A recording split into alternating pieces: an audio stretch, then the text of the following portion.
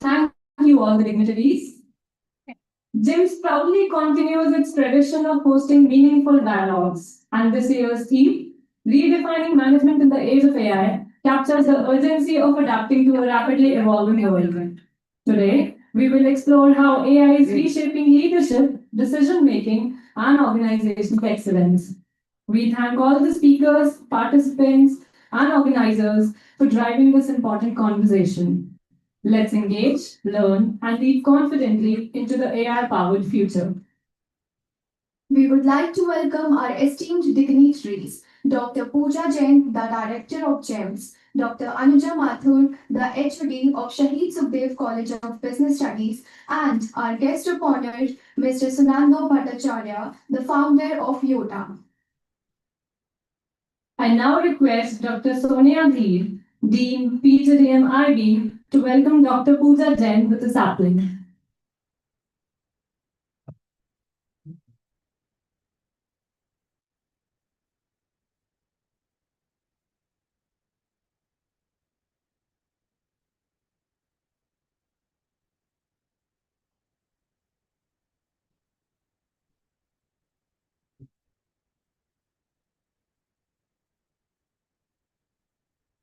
Thank you, ma'am. I now request Dr. R.K. Singh, Dean PGDM RM, to welcome Mr. Bhattacharya with a sapling.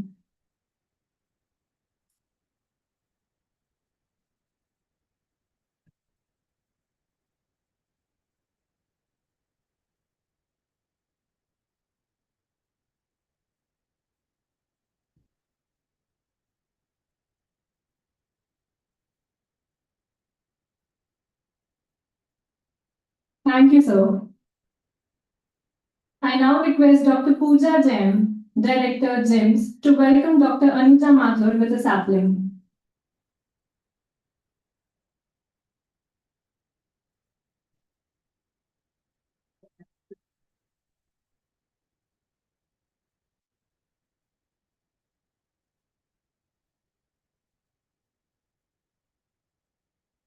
I now request Dr. Himanshu Goyal, the convener of Icamp, to deliver the opening remarks for the session.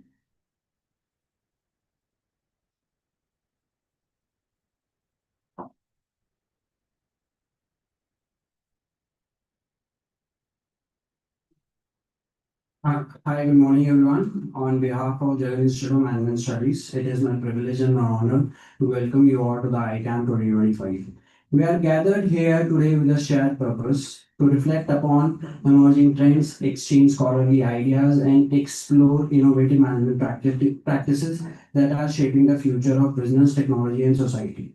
I am delighted to see distinguished speakers, academicians, researchers, industry practitioners, and bright young scholars to join us from who have joined us from across institutions and organizations. ICAP 2025 has been designed as a collaborative platform for intellectual dialogue, research dissemination, and cross-disciplinary connections. The theme of this year revolves around the changing dynamics of management in an era driven by digital transformation, technological disruption, and global uncertainty.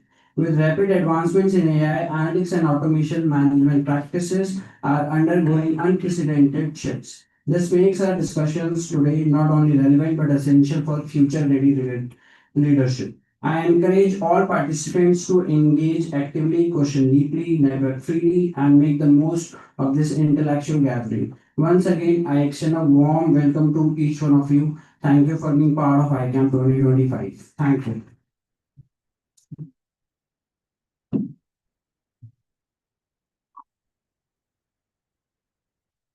Thank you, sir, for beginning the event and setting the pace of the session ahead.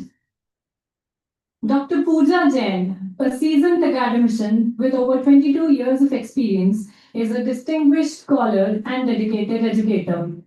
With a passion for management, Dr. Jain has made significant contributions to the field, to her groundbreaking research and innovative teaching methods. I would like to request Dr. Pooja Jain, Director, GEMS, to address the gathering.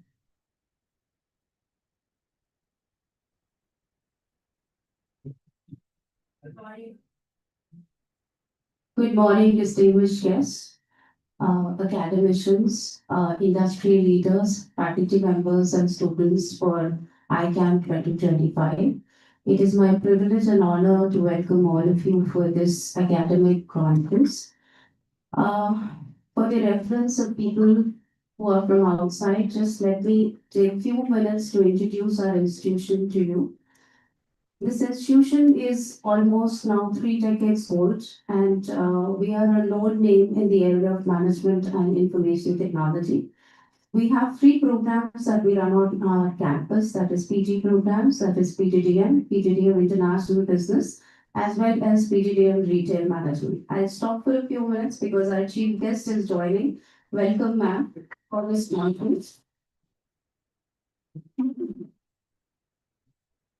Coming back to the introduction of the institution, so all of these programs are AICTE approved programs, they are NBA accredited and have the necessary AIU equivalents to make them equivalent to MBA.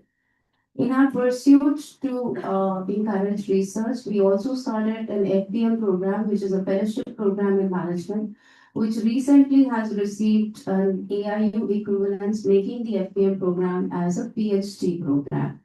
So that is one of the efforts towards encouraging more research and creating the research culture in the institution. I think today's event, that is Icamp, is one of those initiatives to, build that research culture stronger. In fact, Icamp is an annual international conference that we have been holding every year for more than now 10 years. And every year, the purpose is to deliberate and discuss on a contemporary theme. And this time we are talking about redefining management in the age of AI. If I talk about AI is not something that is in the future, but I think it is already there, and most of us are experiencing the positives and the negatives of it. But I always believe that any kind of technological innovation is always a facilitator and need to be seen in that manner, that how it can increase the human mind's productivity and facilitate, the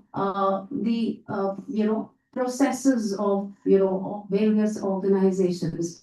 Because I think the way management is evolving, the technological changes that are taking place, the evolving, customer expectations or stakeholder expectations, the kind of geopolitical turmoils that we see across the world, I think the industry is looking forward to solutions, and it is not just the industries that is demanding solutions, but the society at large, and especially if I look at India as a country, there are varied challenges, and academia is one body which can contribute along with industry to create solutions for various challenges. So research is one area that has to be, put in at the forefront, and research which is industry relevant, research which is impactful, and research which can create solutions. That is what is the aim that academic researchers or scholars have to always keep in mind. So academic conferences are not just a platform to come and present your research work, but it is a platform where you discuss, deliberate, innovative ideas. And I think this time we have received tremendous participation, not just from our Indian academic counterparts, but also a lot of international researchers participating in the conference. So more than 100 papers have been received for this conference, and all of those papers are in different domains of management, where there are newer ideas, newer challenges have been discussed, and probable solutions that are going to be coming forward from the academia. It is only that if it is more multidisciplinary in nature, more industry aligned, is when industry, part comes into play. So conferences are not just to showcase your work, but come and network and develop academic partnerships. That is the purpose of the conference. So I'm sure that there are brilliant minds who are sitting there, and there are industry leaders who are also there. And it is going to be a day which is going to be full of deliberations and learning. That is what I am looking forward to in today's discourse. Followed by the inaugural session, then the panel, discussion, wherein there are industry leaders and academicians who are going to be talking about, how AI is changing the, area of management. So I'm sure that it is going to be a learning experience for all of us. At the last, I want to sincerely appreciate the effort of the entire organizing team, Dr. Himanshu, Dr. Shajul from GIMS, as well as the entire, organizing team of Shahid Sukhdev College of Business Studies. They have really helped us out. They are our academic partner. Manuja ma'am is here. Dr. Tushar is here. We are really very thankful for their sincere efforts. I think without the entire organizing team effort and my student volunteers, this day would have not been possible. So thank you everyone for coming up with this idea and putting this entire field together. So thank you and best wishes to the entire team. Thank you so much, ma'am, for always motivating us to dream and achieve big. We are delighted to welcome our chief guest, Ms. Anuradha Shastri, Director PwC GIMS, India, PwC India rather, I'm sorry. I would like to request Dr. Pratima Raipuria, Dean PGDM, to welcome ma'am with a sapling.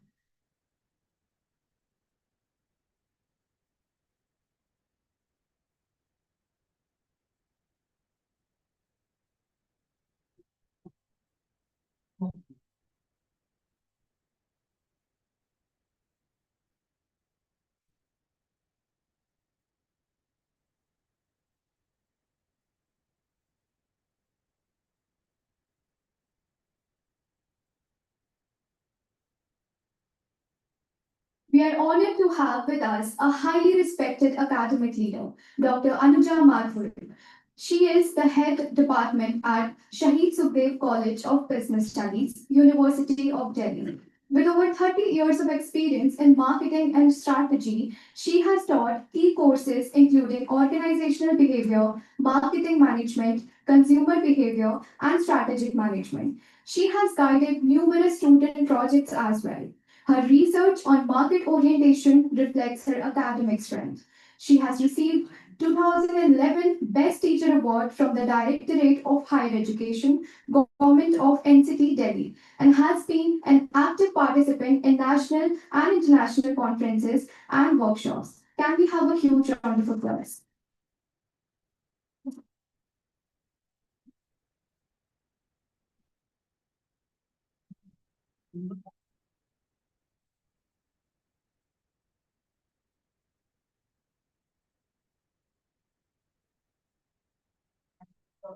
For giving us, sorry, thank you, Dr. Pooja, for giving us such a hearty welcome. And congratulations to the organizing team for getting us up till here for organizing this event here. I represent here today SSCBS and our principal, Dr. Poonam Verma, who is unfortunately not able to come here on this day. She has some preoccupations, but she sent all her good wishes to the team and to the conference here. We are a flagship college that started the course in BMS.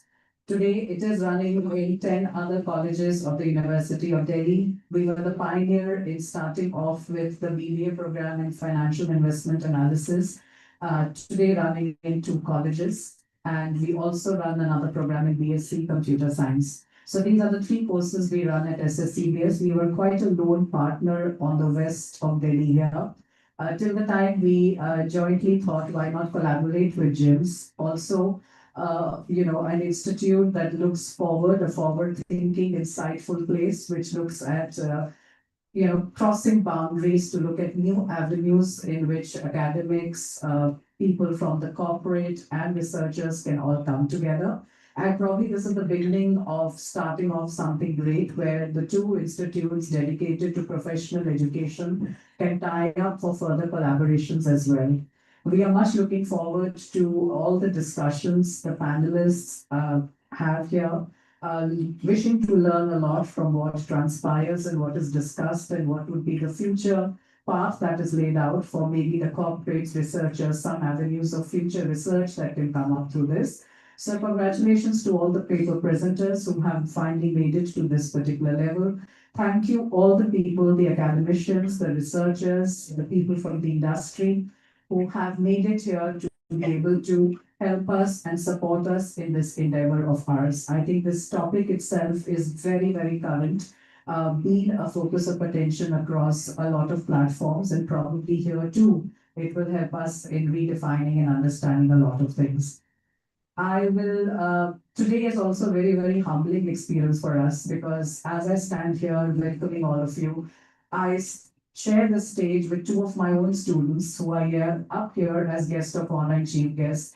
So it's a matter of pride and extremely humbling experience. So thank you for being here. I know I'm a member. I'm basically share the stage with our own alumni, and I think the work that we do and what we feel we contribute shows up in all these kinds of different spheres that we find ourselves bumping into them now on the other side and not on the other side where they are sitting in classrooms. But yeah, we still remember. It's almost a nostalgia when we see them and wonder, this was the classroom, this is where they were sitting. So amazing feeling as a teacher, and when we are first teachers and been there and come out from there. So it's a very, very moment of pride as well as a very humbling experience. So yes, congratulations, everybody. Would love to hear all of you and understand what you're thinking on the topic and tracks are. And congratulations to the entire organizing team, the student team that has brought this all together. I know a lot of hard work goes onto this. And so thank you all, and we look forward to a great day ahead. Thanks, sir.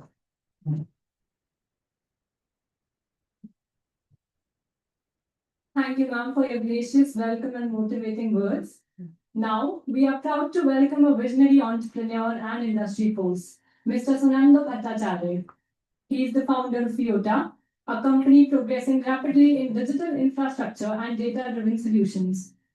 With deep industry expertise and technology leadership, he is shaping new age possibilities in India's AI and data economy. His journey inspires young leaders to think big and build the future. Please join me in giving a huge round of applause as we warmly welcome Mr. Bhattacharya to the stage.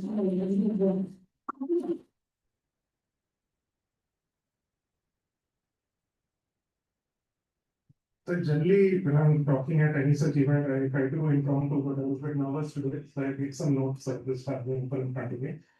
Good morning, everyone, and it feels really amazing to come back and talk in front of my teachers, fellow students from the community, and really looking forward to this. First, a small correction. I'm not the founder of IOTA. I founded another company called Indicus Technologies, which got acquired by IOTA last year. And I'm now part of the leadership team at IOTA. I head the entire business. I'm the chief revenue officer. I take care of the entire business. And I don't know how many of you know IOTA today is the leading provider of AI infrastructure in the country. One of the government initiatives which has been taken, which is the India AI mission, where the government has outlined a budget of 10,500 crores to take AI forward in the country. IOTA is the largest contributor to that in terms of providing the underlying infrastructure, which is all of you know is GPUs from companies like NVIDIA, and about 70% of the infrastructure comes from IOTA. So as a result of that, I have a very unique perspective where I get to meet and interact with some of the leading enterprises in the country, the top three banks, all the major consulting firms, all large academic bodies, the IITs. We're doing active projects with IIT Bombay, IIT Madras. So we get a fairly 360-degree perspective because these are all the people who are today working and taking AI forward in the country. and every interaction with them gives us a very unique perspective. So that's the idea with which I thought I'll take up this topic. So I was the team from the Alumni Association reached out. I said, let me think through what I want to talk about. So we are at a very interesting time. So AI has been around for decades, right? I think 3 or 4 decades now. But it really became mainstream and outside of technology world to literally the common man and everybody. Only what 2.5 years back or 2 years back, September 23, when ChatGPT came out and the world changed, right?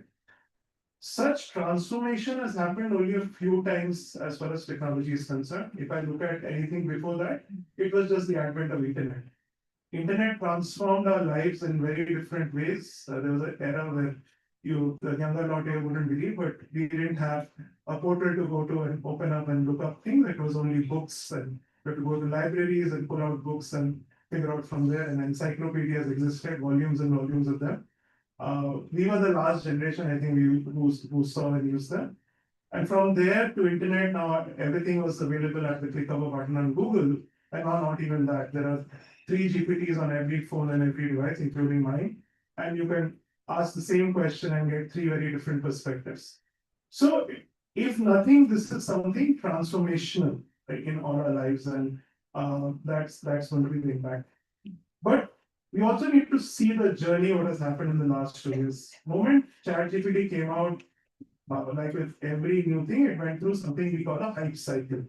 And that hype cycle is more or less at its peak right now. And people are realizing a lot of things. Like, I pulled out some data. So according to a research by McKinsey, while global enterprises spend about close to 40 billion, yet 95% of companies are yet to see any real return on AI initiatives. And only 1% of large enterprises feel they are reaching AI maturity. Now, it's very important to understand what really has happened in this period of 2 years. Because of this whole fear of missing out, FOMO as we call it, everybody went and jumped and wanting to do something with AI. So speed was of the essence, without actually looking at what is the real outcome and results that the company is going to generate. Everybody knew from day one that AI is going to be expensive because the underlying infrastructure is expensive. So delivering anything on AI is power hungry, the chips are expensive, infrastructure is expensive. Therefore, doing anything, the arbitrage, and when I say arbitrage, you're essentially looking at optimizing human time using technology. So the arbitrage has to be really, really large for you to make any commercial sense of AI. But the initial use cases that all came out globally were all around automation.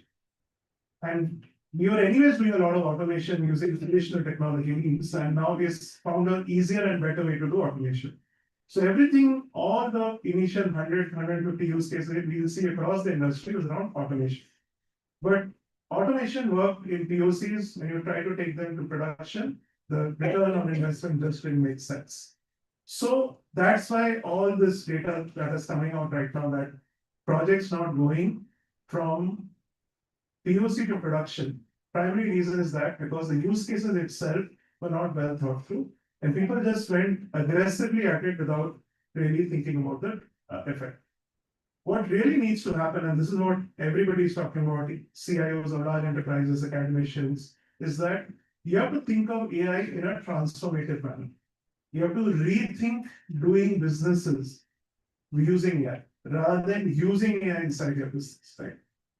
In the last 1 year, I have myself met founders who are running company with less than 15, even 10 people and generating revenues in excess of $10 million, right? This is something which was unthinkable before the era of AI. How are they managing this? Because they are rethinking their business AI first. They are looking at deploying agents, they're looking at deploying AI workflows as the core of their business, rather than trying to retrofit it into existing systems and processes.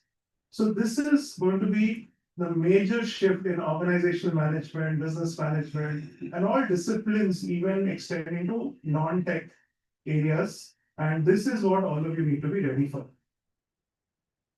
Another thing which is happening out there is the dwindling middle management layer. Earlier, some of the largest MNCs in the world, if you look at the ratio of managers to reportees, it was always kept below 10, or typically it was called a pizza box team. That one team should be able to share a pizza. 6 to 8 was the golden number in terms of managers and team reportees. That number today stands at 15 to 20, which means that companies are completely taking out the middle management layer, and a larger group of people are reporting into senior managers. And as a result of that, a lot of the mundane tasks, administrative tasks, which a manager used to do, are being deputed to AI agents. And it's actually strategy thinking. The real human intelligence is what is being valued, and mentoring the team, which is obviously important. So the era of middle managers is slowly going away, and that's a harsh reality of the industry. So either you are delivering as an individual contributor, or you are really a rock star amongst that team to be elevated to manager level, where now you're not competing for 50 manager roles, but only maybe 10 roles available out there. So as you progress in your career, this is something as a challenge you will see. Now, coming to actual adoption of AI, we are seeing some very, very specific issues that are coming, and that's something which the academia and the industry needs to address together.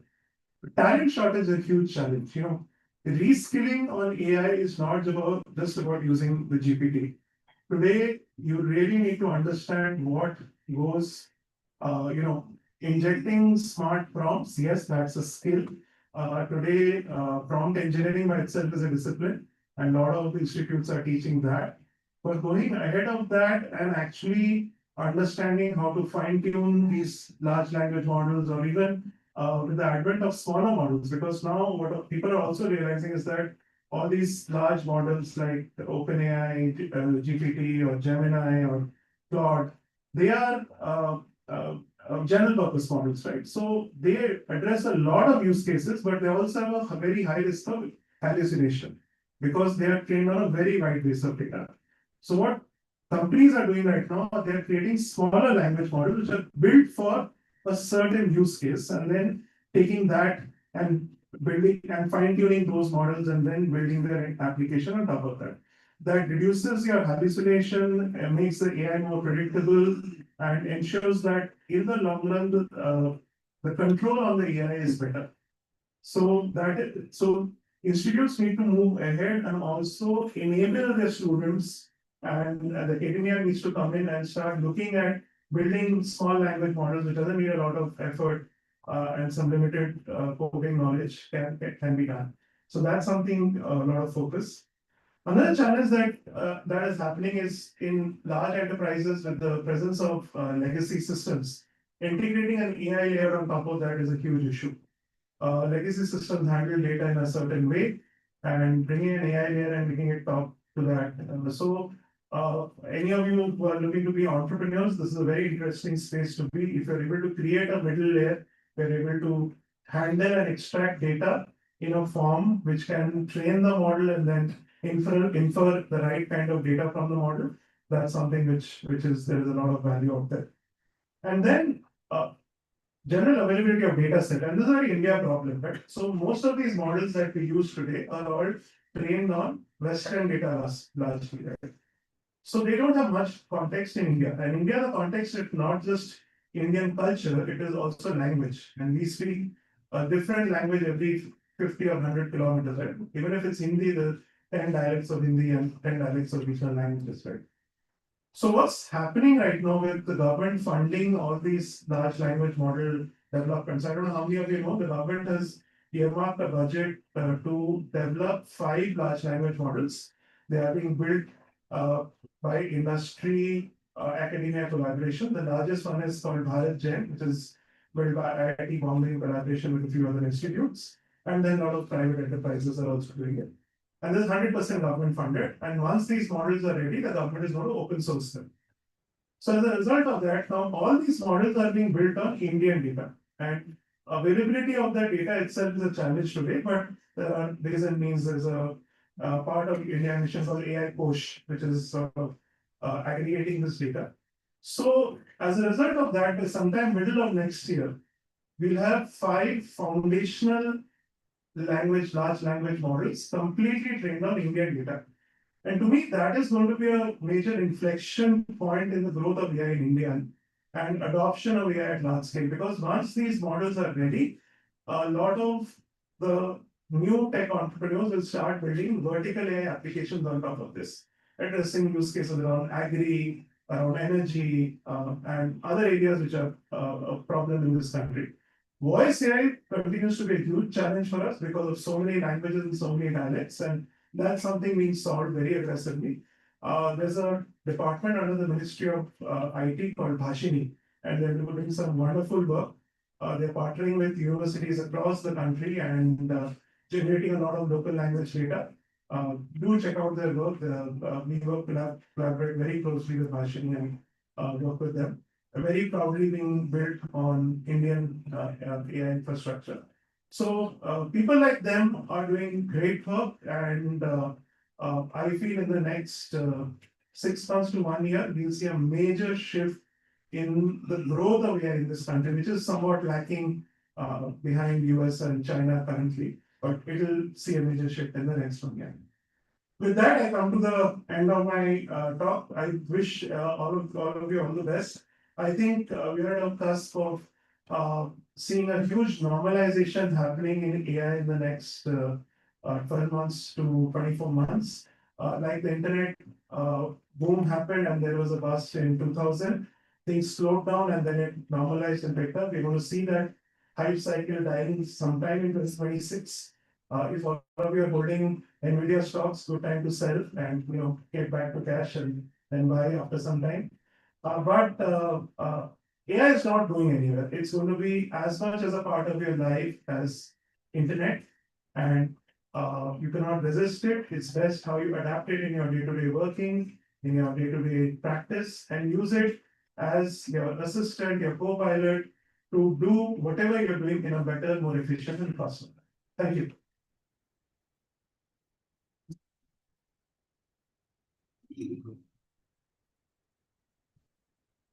Thank you, sir, for your enlightening thoughts.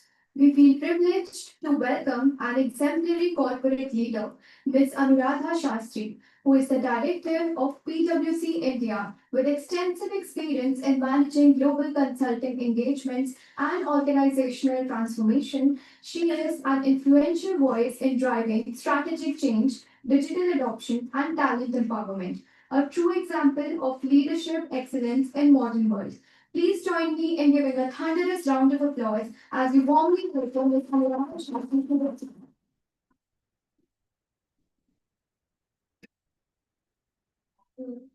Everyone, respected church and the chair,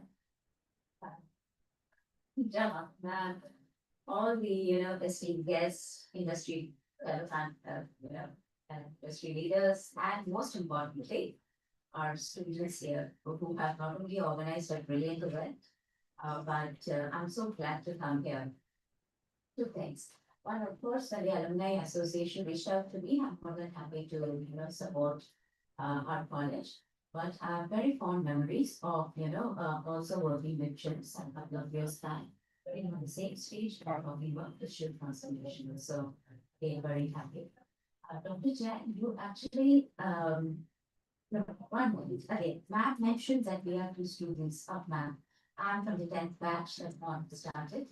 And Sunanda has done a brilliant job in covering mostly the technological aspects of AI.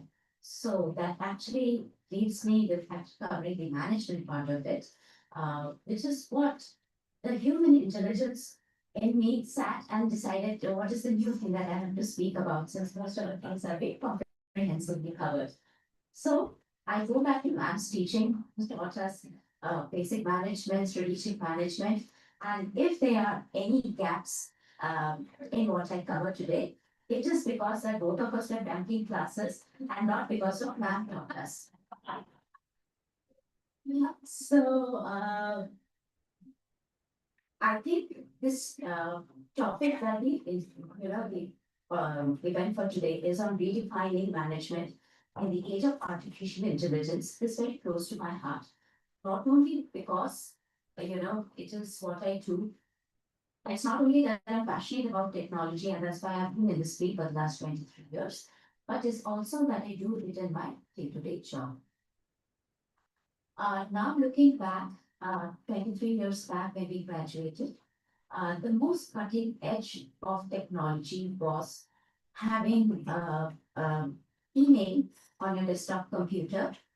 In a couple of years, that became having your laptop around, having MIS packs ready at the month end for the dashboards and ready the monthly review. But all that has changed. If you see how organizations were structured was basically if you step back more than 100 years back. We have been taught the principles of management of affairs, etc. So most organizations, even when I joined work, was around managers were planning work, they were organizing stuff, they were doing the staffing, they were basically controlling, supervising us, and that's how it started early in my career. But even as we, moved several years, we became, in the last, I would say, uh, 2 decades, more of a knowledge economy. We would say globally, of course, that shift has happened in the last 40, 50 years, but particularly in India from the late 90s and specifically the late 2000s, you see more manifestations of it. How does that change into everyday management of the organization? That means the manager and not only the manager, the individual in the teams, every team member became a knowledge worker. The person had to it's not important of the data was coming, but what do you do with the data? Even 10, 12 years back, when I was leading the digital transformation office at Cisco, what we were doing is data was everywhere. It was not a lack of data, but the question started coming up, what do you do with the data? So a smart or a responsible manager was the one who was asking the right questions of the data to generate the insights. Uh, and now, as Sunanda mentioned, in the last 2.5 years, there's a plethora. There is an overwhelming amount of data which is basically gushing towards all of us. We don't know what to do with head and sense of the data. We are just trying to, I think the first 1 year went in us just trying to grapple our arms around the entire concept, leave the zone, and that's why all these organizations went into a headlong rush into doing these POCs because they were focusing more on the technology. They were enamored of the technology. They were looking at AI as a cost takeout, EBITDA improvement project.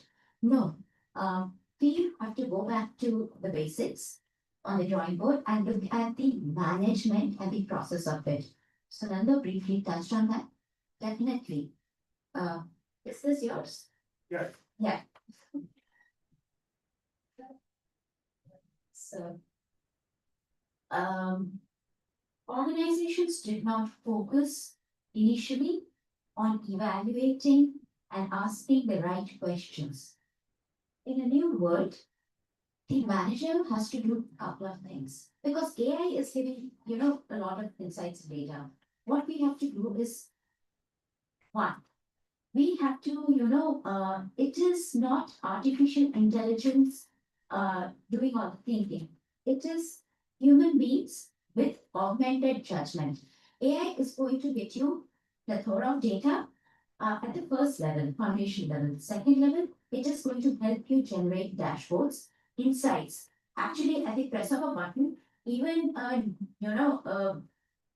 junior manager in the team has more computational power now in their hands, and they have the dashboards ready. They have the analysis from the dashboard, and they will also give you a draft of what could be the reasons, what are the possible, implications, 5 next steps or scenarios that we want to do, which is all AI generated.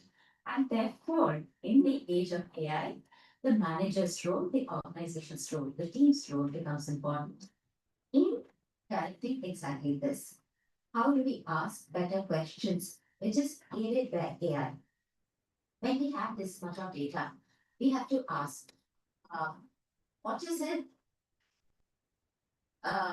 What is the business problem? What is it that the organization is trying to do? If your own organization, in my line of work as a consultant, I work with other clients and team members. So we have to first understand what is the basic problem that the business is trying to solve. The tools come later. We have to look at the workflow processes. Suppose, for example, in the FS space, you would all be getting a lot of calls for credit cards, etc. Data analytics, Excel sheet, Power BI, whatever tools were available for the last 20 years, 10 years, everyone was chasing quick segmentation on the clients. But now we have processes in which we, the client segmented the customers basis their risk profiling. It's not only an age-old process of what is their, income profile, the geography they are in. Now organizations are looking at more than 250 data points to arrive at the risk profile of the customers. Secondly, but the story does not end with only what kind of offering for which type of customers, the premium to the ruby, to the basic, to the classic. No, the point is, what is the most optimum way of reaching them? Three, is it ethical, legal, the most judicious way? Because, it is ego. AI, one drawback basically is there's a lot of bias, there's a historical bias. And traditionally, if certain segments of the customer, for the banks or the parts industry, was underserved, they will continue to be ignored because AI can't overcome that. AI is nothing but a glorified Excel but with superpowers, right? But it will only give you outputs as to what input goes in. It was true 25 years back, but it's true today also. So once the data and insight is there, the human judgment becomes important. Two, AI would also help us in, speed of execution. Yes, POCs have started. POCs are going, some are going well, some have scaled into production, many have not. But if you look and you have defined the workflow very well, what is it that I want to do? Yes, maybe the basic level of automation, the automation tools were there. But beyond automation, if you want to look at, you pick up. Do you want to do the customer journey mapping? Do you want to do risk profiling? You want to do internal IT optimization? You want to do, you want to change your manufacturing processes. One good thing that AI has, of course, done is helping us, set up quicker the speed to execution, what you call, new product development or route to market, all that has become quicker. We've previously, one of the best thing organizations was PNG. They had a classic model and deliver. They used to do focus group where they're with their probable plan, or they're going to launch a product with end markets, blind test, focus groups, etc. It has drastically come up. It used to be, I have sat with clients at the beginning of my career where this new strategy, brainstorming, new product launch used to take up to a good 6 to 8 months of discussion only. What AI has done is we are not going to focus on discussion brainstorming. That's important. And we will discuss based on data. We'll say, let us start. These are the 2, 3 prototypes, 4 things that we can do. Let's start parallel processing. Let's learn quickly. Let's fail quickly, or let us succeed quickly. So the entire,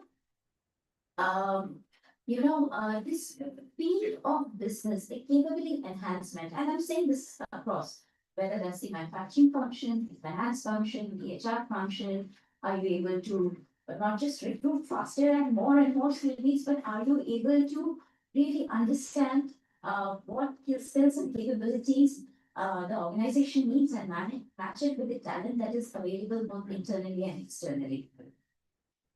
So the speed of execution. And one more thing, there are many things, but I just want to cover three. The third thing is being personalization. Personalization at scale is something that AI is helping with. And again, the most common example that all of you will have encountered is of customization of again credit cards, but it is actually happening with everything. Not with websites. You, I mean, used to talk about e-commerce. Now online shopping is taken for granted. If you don't have a presence, are you really? Each of us who go to a website, obviously it's common knowledge. All of us are tracked.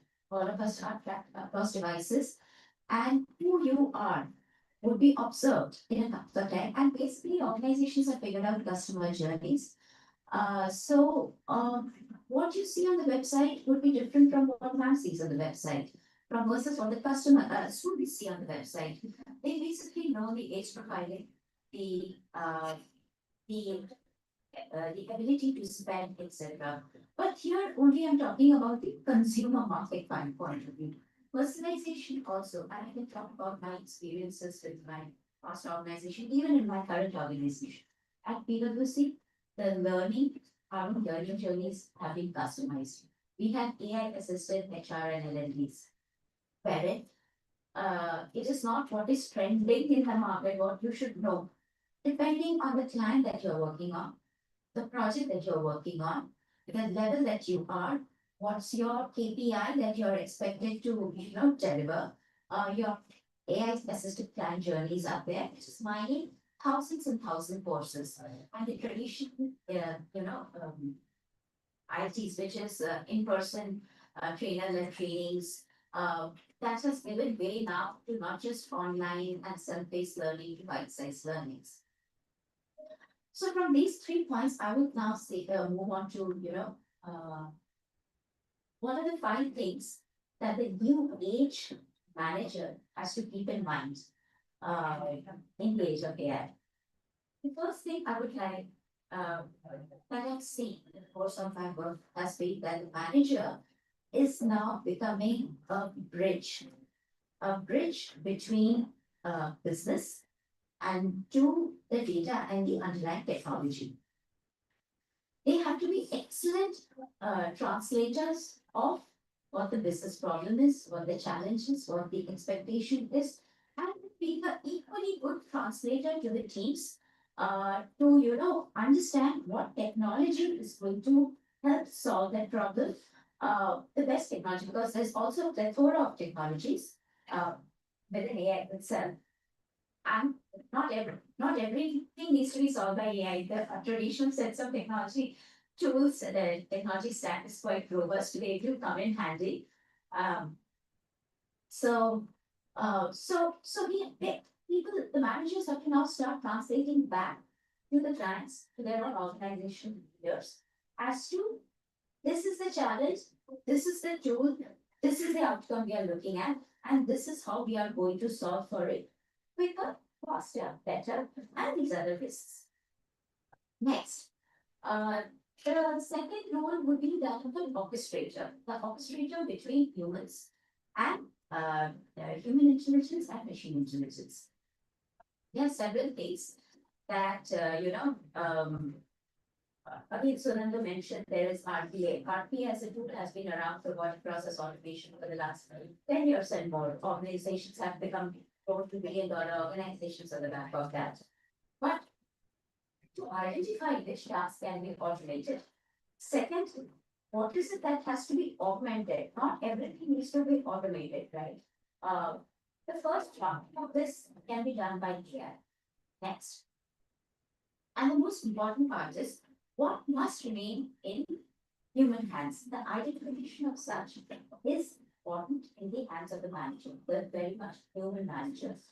Therefore, the judgment call remains with humans. I remember in one of the organizations that I was working for, the operations team, did exactly this. The AI systems all make, drafts of whatever the responses has to be. But it is the human managers who come in, and the leadership gives the purpose. The leadership gives the direction. And therefore, you know what happened? If the bulk of the repetitive work, which can be automated, should be automated. Not because, again, as we mentioned earlier, because it's a cost initiative and then you will have, 4 people instead of 10, but because you will have those 10 people and try to increase the capability of the organization, the revenue of the organization, focus on growth, so that bulk of the work of the repetitive core tasks is done by AI, but your people are much more satisfied. They would have better quality of careers rather than sitting on Excel sheets and doing analysis, which itself was very exciting 20 years back, let me tell you. And we used to feel very empowered doing that. But now that analysis would be done in one click or several clicks when you run, couple of queries on the data. So the entire team became much more satisfied. We then sat down for our next project that's decided what is the growth avenue that the organization can look at. Both from an internal, where are they strong at, what are the other acquisition that they can do on the capabilities front. And therefore, all 10 people are productively engaged with much happier, fulfilling careers. Next. Very importantly, I mentioned about the human bias. As I told you, there is you put in data, it should keep on giving historically biased data. So therefore, the role of the manager is the guardian of the ethics of because finally, what is business? We do people business with people whom we trust. Trust comes from repeatedly showing up, and then the judgment is right, right. AI will be given a lot of scenarios, but the final judgment is the humans. So the students today, I would say, focus on on the area, your subject matter, your field of expertise. Know your AI skills, whether that was prompt engineering, be aware of all the tools in the market, keep up with the trends, keep organizing and attending as many conferences as possible. I'm sure you're the excellent guide of your teachers. But basically, when we show it consistently, we are able to tell, what is a misuse and draw a core, a strong boundary of ethics. That will be the job of the manager. And the final role that I think is of the culture and change agent. A lot of projects actually, prior to AI, when I was doing digital transformation, I have done extensive work in the manufacturing sector. They failed. They failed after the POC stage because it became a IT project. Why do projects fail? When there is no adoption by the larger organization. And why does adoption not happen? Adoption, inherently human beings don't like to touch something till the time because they generally fear something. Fear is one of the greatest barriers to internet adoption. And that fear is because they don't understand. So we have to stress the manager anywhere you go. I mean, even if you work in the most not AI, robotic, automated organization, please look at what is the culture of the organization, what is what you want it to be. And it's not in generics. Everyone wants to be open, everyone's got to be innovative, everyone has their mission, culture statement, very nice. But you have to start with what it is to focus on what are you good at. Are you in a good enough place? We can always aim for perfection, but if you're in a good enough place, where do you want to be? And then focus on the culture.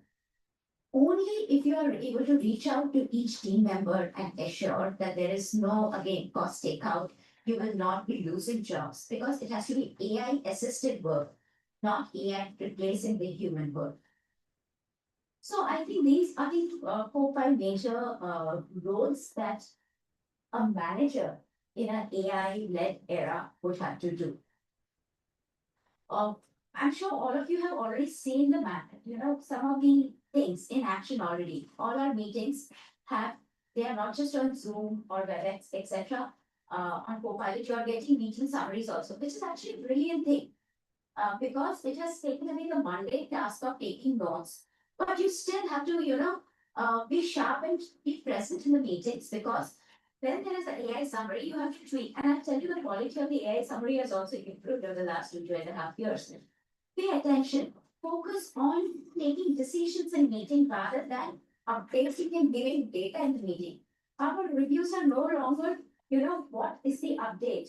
Everyone has the update and data packs before meetings. And now we just decide what is it that we can do, what is to be done, what each brings to the table, and on very qualitative meeting part.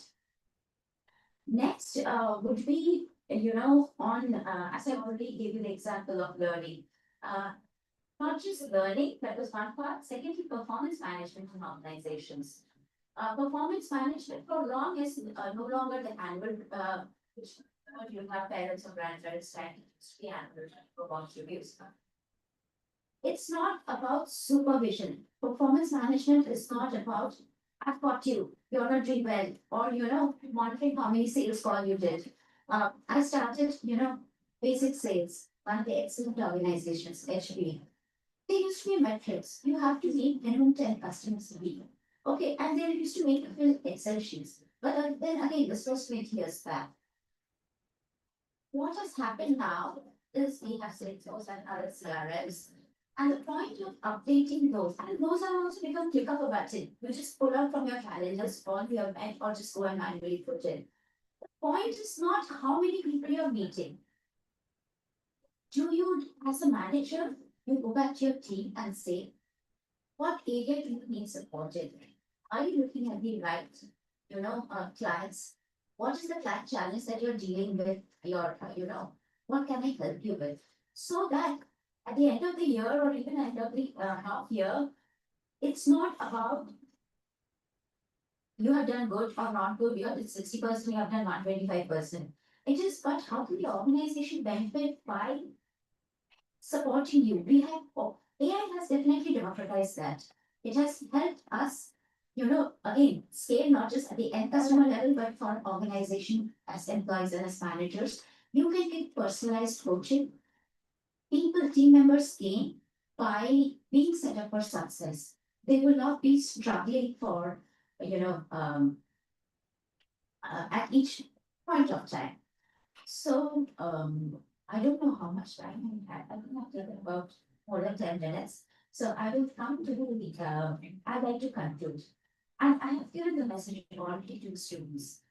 Please focus these 3 years, 4 years that you are doing your undergrad or when you do your postgrad, whichever you are, and when you start working, please focus on your core platform, your core capability. If you are a student of economics and you decide to go into, international economic trade analysis, etc., get more knowledge of the same. If you're into marketing management, know everything that is to be known about not just concepts of marketing, what is happening in, I suppose you're doing marketing in the consumer industry, which is one of the most aspired for because it's so quick changing. Know everything about that industry, what tools are, but have very strong subject matter knowledge. To again have all learn about the current trends in AI. I think platforms like these are even reading. In fact, I would like to thank the organizers because what we are doing on a day-to-day basis, we reflect more on what we can do for the organization and for our clients. We don't take a step back and think, reflect more from a, platform level, from an academic level. This is an excellent forum. So this forum has also given me, moment to step back and reflect. So I'm very glad for that. And then bring it all together, focus on the culture of change. And please remember only two things that, or rather they're the same thing. As students, be curious and always keep your learnability alive. The days of having done your undergrad or postgrad once and having a long 40-50 year career is over. You have to be on point. We are fast approaching a time that you will have to probably keep 5 to 10% of your monthly salary, whether you spend it monthly or in an annual basis, or every 2 years you decide but you have to keep money aside for your own training and learning. And you're getting it for free here right now. So that's what that I'd like to do.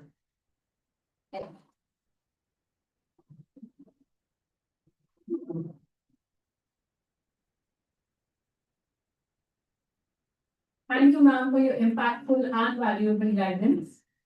Now, to commemorate this academic milestone, I request all the dignitaries on the stage, along with Dr. Chandan, Ms. Tanya, Dr. Parikshit, Mr. Rajiv, Professor Santosh, Dr. Vinamrita, and Dr. Meenu, along with our deans, Dr. Pratima Daipuria, Dr. Sonia Dev, and Dr. R.K. Singh, to kindly join for the launch of abstract booklet for Icamp 2025.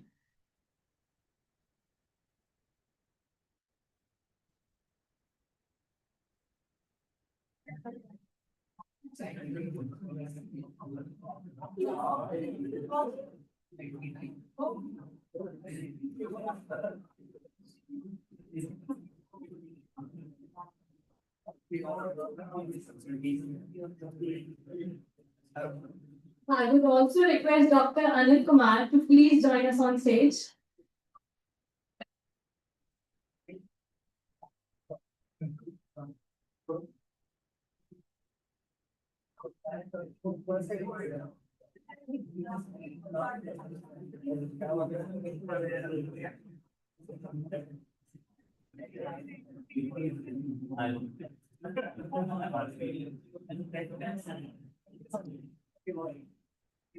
I would also request Dr. Tushar to please join us on stage.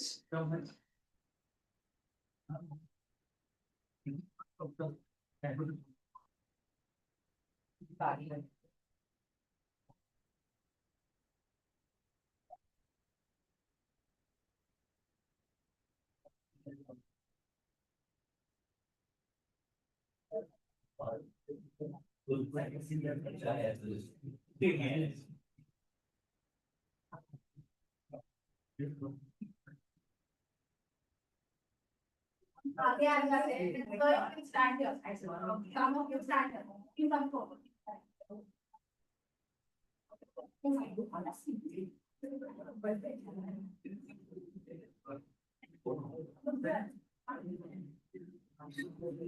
I think we can have starting with us first. Yeah, just come, please. Please come. So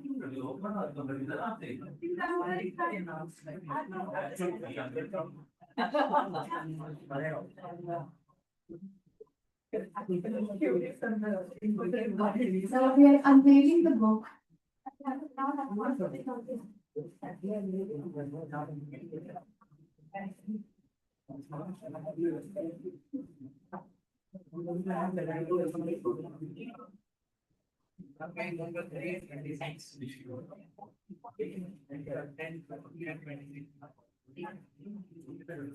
And we have a huge round of applause.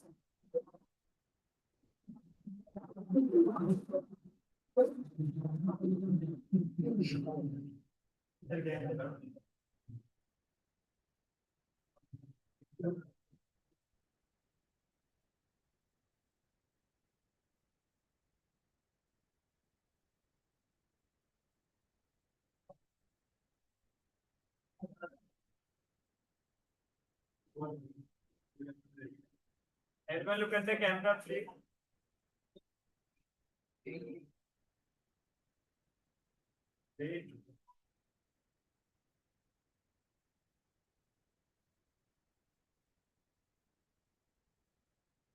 Thank you.